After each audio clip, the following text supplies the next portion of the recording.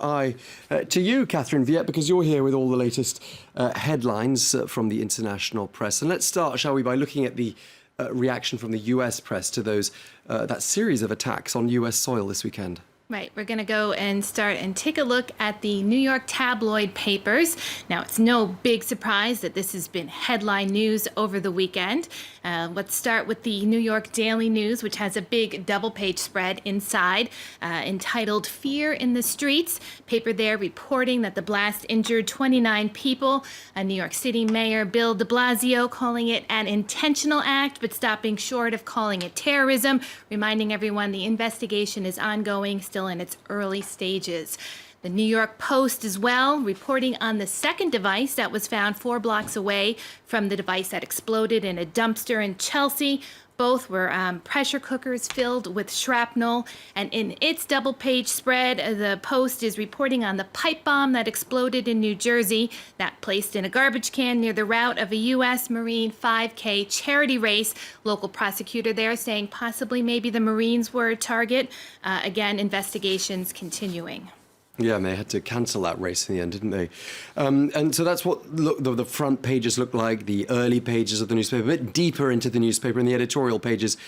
Some sort of analysis, coming out there. What are they saying? Right. So the New York Times here praised the response of the city officials, the police department in New York after the explosion, said that this is exactly what should happen. The city stayed calm. Officials said what they knew, what they didn't know. It was the right level of response. You know, now we're in a situation where we have this low-level threat of sudden violence, and we have to remain calm, reasonable, and vigilant, and that it's important to avoid wrong responses, of which one would be a police state overreaction, because that could be equally damaging, leading to radicalization, intolerance, and suspicion, which can also cause hatred of others.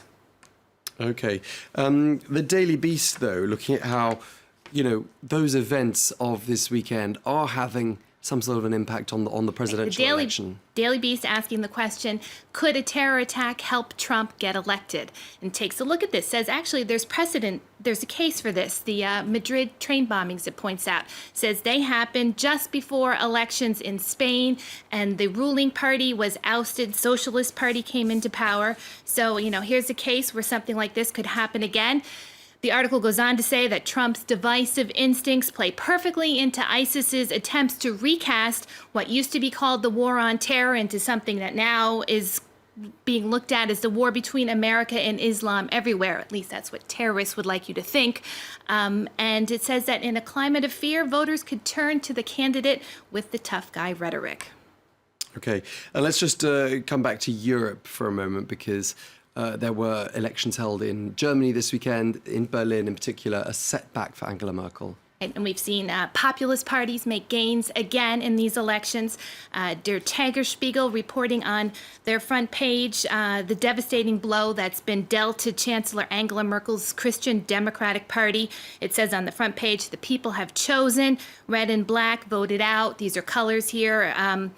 For the Social Democratic SPD party and the Christian Democrats. Now, they won only 17.6% of the vote. That's the worst showing for the party ever in Berlin. The SPD, while coming out ahead with 22%, still lost 7% of their voters.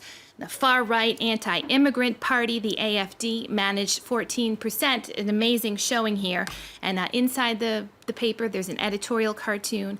You can see a couple sitting at home watching TV, and the man there, he's saying, oh my God, crap, those of us who stayed away from the polls, we've really screwed ourselves. And it's a point to say that the people who are most fired up, who are turning out to vote, are the ones who are supporting these rising nationalist parties.